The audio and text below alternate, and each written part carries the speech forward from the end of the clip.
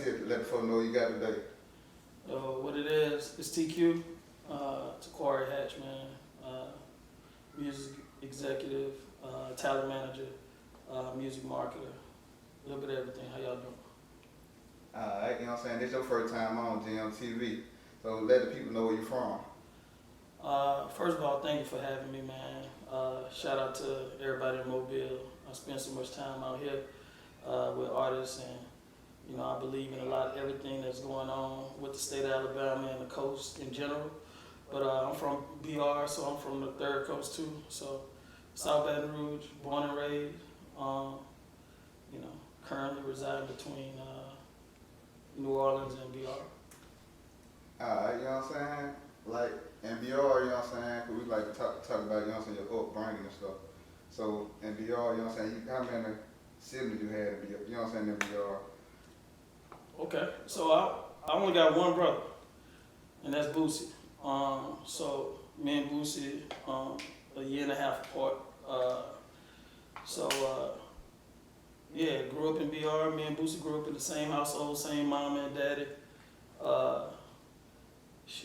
If you follow Boosie, if you're a fan of Boosie, you know, you may have heard of me and his music, and pretty much everything you heard of, I mean, because Boosie put a lot of what he went through in his upbringing in his music, you know, almost 20 years of music.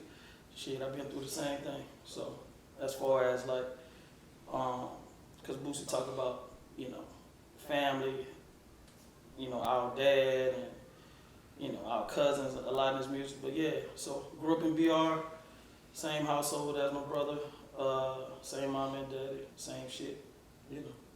Alright, so, you know what I'm saying, you went to college or what you did, you know what I'm saying? Yeah, so I graduated from Southern University,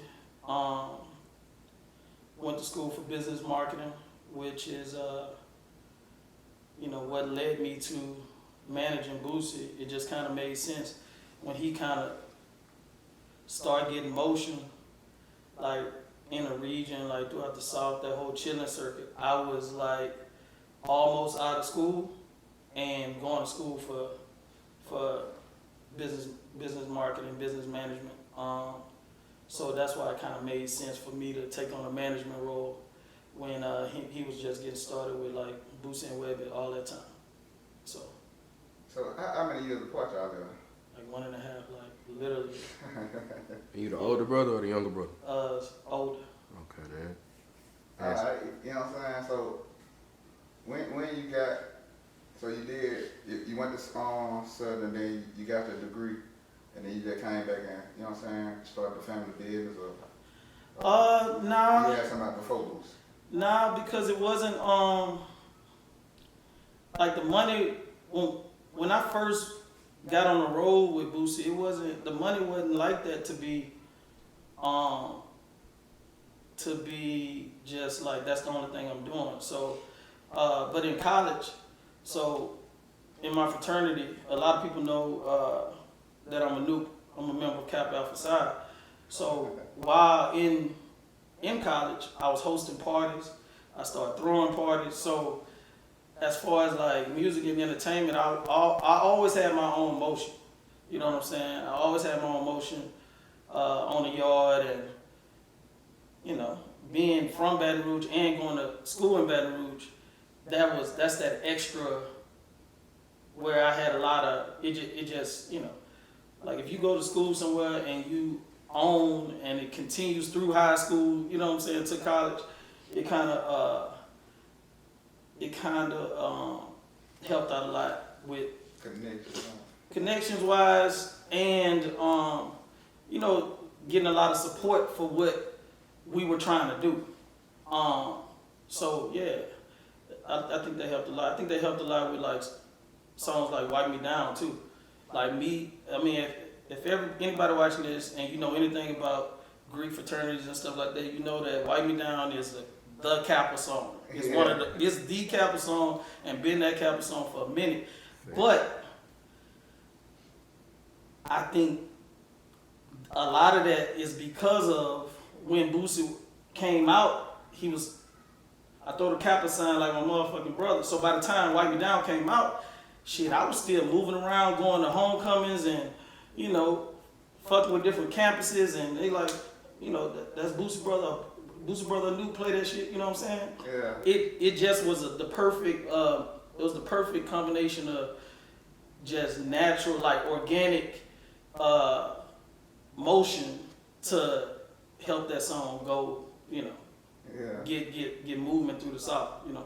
Yeah, 'cause they still doing that thing. To this day, you know what I'm saying? But I ain't gonna lie, I'm about 25. My relationship with like different schools and campuses, like I think probably about 25% of it. But I am not saying I'm the reason that song blew up. Shout out to Trill Entertainment, fucking Atlantic Records, Asylum, all of that shit, man. There's so many people that played a part in Boosie's success, Webb's success, everybody's success. That's one thing when I talk to people about making it in how artists make it. Ain't no artist self-made. Ain't no artist self-made. The only artist that could possibly be self-made is an artist that record himself, produce all his beats. You know what I'm saying? Put up his own money. So I am not saying that I am the reason that Wipe It Down went crazy, or it's such a staple in, you know, HBCU history, but I played a small part in that. All right, you just emphasized that, you know what I'm saying? You need a team to make it in the, you know what I'm saying, Ghana. Yeah. You know what I'm saying? So, when you did like the labels, what happened with the first label situation with Boosie? Like, was you there when he was Bad at Entertainment? You talking about when he was just Boosie's deals with, for him as a solo artist, or you talking about with solo artist? I was there from when Boosie went to Trip. I was actually working. I got my first taste of management when Boosie went from concentration camp from C-Loc to Trip. All right, so concentration camp with C-Loc, like Boosie was like doing Battle of the Bands type shit, like, you know. But then once he got with Trill, it was around that time when I started actually working with him and or working for him, because I truly believe that a manager works for the artist. You know what I'm saying? But yeah, I started around that time. So my first taste of being on the road as a manager with Boosie, we was getting like $1,200. You know what I'm saying? We going to fucking, you know, we hopping in my mama Kia, fucking driving to Yazoo City, Mississippi, fucking Mobile, all these small ass towns, you know, but that's what it was. It wasn't no, we just, you know, shit was just, niggas was just making money out the gate, but we were grinding. We were grinding, and I just think that that's when I got my start. Like with Boosie, and then with Boosie and Webby shortly thereafter, like within a year and a half, 2 years after. Alright, what was your funnest moment, you know what I'm saying, coming up with Boosie, you know what I'm saying, traveling and doing, you know what I'm saying, doing that? Man, I would have to put it around music, man. Like I don't think we knew we was a musical family when we was little, but when I look back on, like, you know, the funny shit used to be fucking singing Jodeci and fucking making tapes and, you know, the same shit that y'all see. Yeah. Really just singing fucking R&B and shit like that. The shit that y'all see Boosie doing online and all that shit, man, that's the shit we used to do when we was little, bro. But like a natural entertainer type. Yeah, natural entertainment. Natural entertainer. But a lot of shit revolved around music as far as like funny as shit. Right. But yeah. You doing it, like you get hands on with the music side of it, like you produce or something like that? Yeah, I'm very hands on. I'm very hands on with my artists. However, I look for artists that know their way around the studio, because I think that's very key to being able to be consistent. It's hard to have success if you can't be consistent. So, am I hands on? Yeah. Do I Am I capable of producing? Yeah. Do I songwrite? Yeah. Do I have credits for songwriting? Yes. Uh, but so I guess as an A&R, I do a lot of what I do. A lot of what I spend my time doing is trying to create great projects and great records. So with any of my artists, as much as they would have me be in there and work on records, I'm all about that. So I wouldn't want better than you, you know what I'm saying? Well, it's management easy, you know what I'm saying? Like, nah, management. I actually don't even.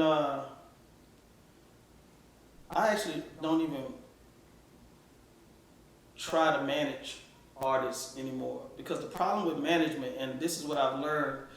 This is what I've learned over probably like the last 10 years. No, probably about the last since 2008. The problem with being a manager is managers can get fired. yeah, That's what most people don't think about is managers can get fired, and it don't matter how well you did your job. Like I said, the manager works for the artist. The manager works for the artist. You can't. All I can do as a manager is advise you. Only thing I can do is provide information, give my opinion, do research, and say, hey, look, this is what I think.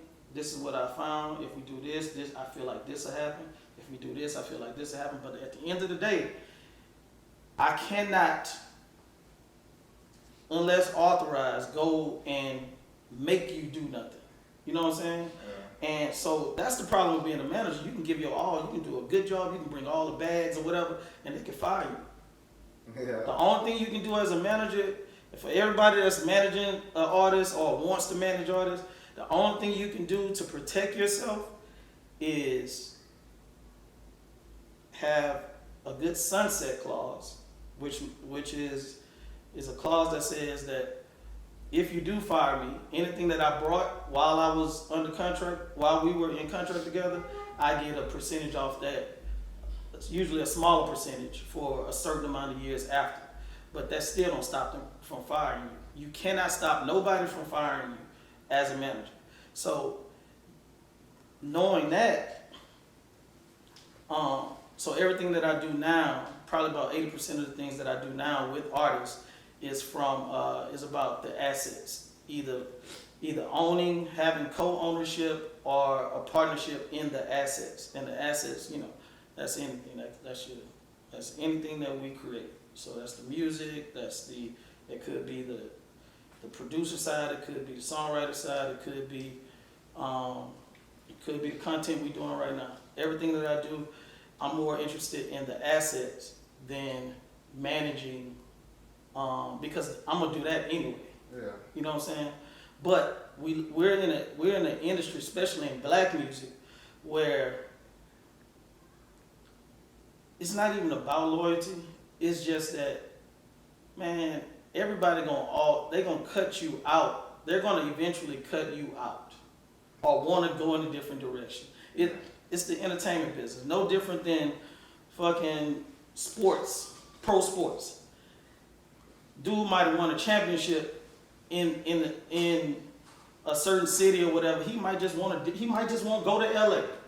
He might just want to go to LA. That's where he want to be. That's where he see himself retiring. Don't have nothing to do with how great the team treated him. Don't matter if they won. Don't matter if they was willing to match what he wanted money wise.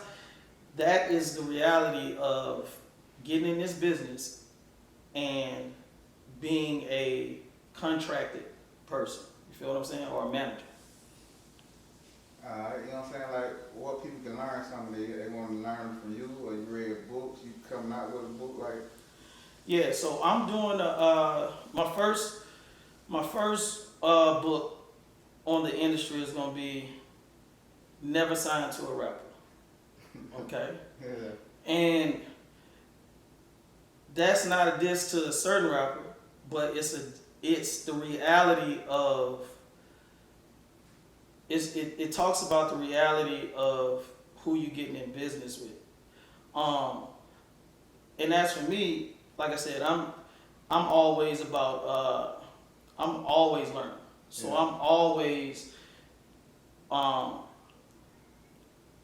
going to different conferences, sitting down with different new startup companies to know like what's going on in music and tech, and constantly learning about on how to, because nobody's the perfect business person, bro.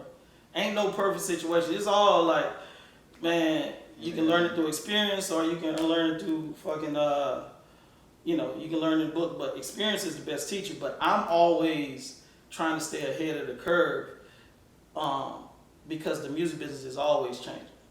And a lot of problems that in black music that we run into is because so much shit that you see online, so much information that you got online is capped or it's outdated.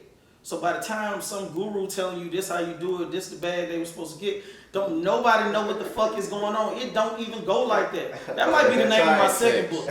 Second book gonna be like, man, it don't even know. Listen, the name of my second book on the intro is gonna be like, it's gonna be titled Man. It don't even go like that. Because man, I'm telling you, bro, it be so much shit from a because we live in the information age, but all we got is a bunch of information. Yeah. We don't have no wisdom. You ain't gotta apply it too. We don't have no wisdom, bro. Right.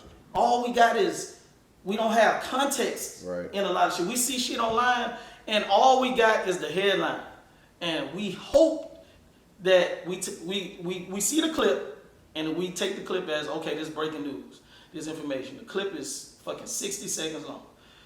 We ain't even we not gonna watch the whole live. If it's somebody's live, we're not gonna watch the whole live. Yeah. We don't know if that's what he was talking about or what. So it's so much that, man, for years and years I've been watching, as far as like on the internet, especially talking about the music business and entertainment business, to where I'm just like, man, it don't go like that, bro. And in my close network, amongst my peers, people that manage other multi-platinum artists, people at labels, yeah, we'll have a conversation of, man, y'all see this shit? Like, bruh, this shit don't even go like that. Or I say that to my boys, they'd be like, man, TQ, this true? I'd be like, bruh, I don't think, that's not, it's more to it than that. So yeah, man, so I have a book coming out, Never Signed to a Rapper. And it's gonna be an ebook. It ain't gonna be that deep, but it's gonna be a wealth of information based on my experiences and my ups and downs with dealing with artists signed to rappers and stuff like that. So Alright, we just talked about the artist signed to rappers. You know what I'm saying? Everybody know that, you know what I'm saying, Boosie been having that disagreement. You know what I'm saying? Whatever y'all having, family feud. But you know what I'm saying? We come from Mobile. We want to know, you know what I'm saying, the situation. Because, you know what I'm saying, we room for Blue. You know what I'm saying? Yeah, Helping yeah. y'all to work everything got, you know what I'm saying? uh-huh. So, like, what's your take on, like, Well, y'all for the signals or not for the signals? Let's give people a little something. alright, so without going too much into it, man. Alright, so what Boosie is claiming, he's not giving the full context of what the disagreement is. He's not saying what was signed. He's just showing the signature. They forged my signature. And this, what aggravates me is nobody's asking. Boosie, what did they forge? Yeah. What agreement did they forge? All right, that's one thing. The other thing is, Boosie is not saying that he's not giving insight, or he is not acknowledging that how we do business. And I hate to put that out there because it's almost embarrassing. You know what I'm saying? In order to talk about how we do business, I gotta kind of, somebody gonna be watching this and be like, them niggas don't have their shit together. You know what I'm saying? Yeah. But that's a lot of fucking independent rap. Yeah. We supposed to be doing contracts, and we supposed to be, both sides supposed to be fulfilling the contracts that's in these, the terms that are in these agreements. But you signing an artist that ain't never adhered to any type of schedule, contract. This nigga ain't never worked for nobody. This nigga ain't never show up to class on time. This nigga, he grew up in a house where they ain't paid bills on time. That is the biggest problem, is the fucking business itself. What we supposed to be doing on contracts, because we talking about contracts, we not even built to do that. We don't come from families that have ran. We're not second generation multimillionaire business owners. So this is not just a problem for us. It's a problem in most of these situations where our first deals. So that is the main thing I want people to understand. Everybody is in breach, technically, because we're not doing everything that we we're not. One could argue in front of these white folks that, hey, they ain't do this. Or we say, oh, he ain't do that. Or Blue ain't do that. Or they can say, oh, Boosie ain't do that. So that's the main part. Before I go into what our agreements are and what the disagreement is, that's the main thing. Understand that ain't nobody all the way right in the business, because you could technically sue for anything. Okay? The next thing is, Boosie is claiming that I forged his signature, when the problem with that is, if I forged your signature then, and we're talking about a digital signature. He's not saying that I went somewhere, because I see shit like this. Y'all was together when y'all did it, bro. That's misinformation to the people. We're talking about a digital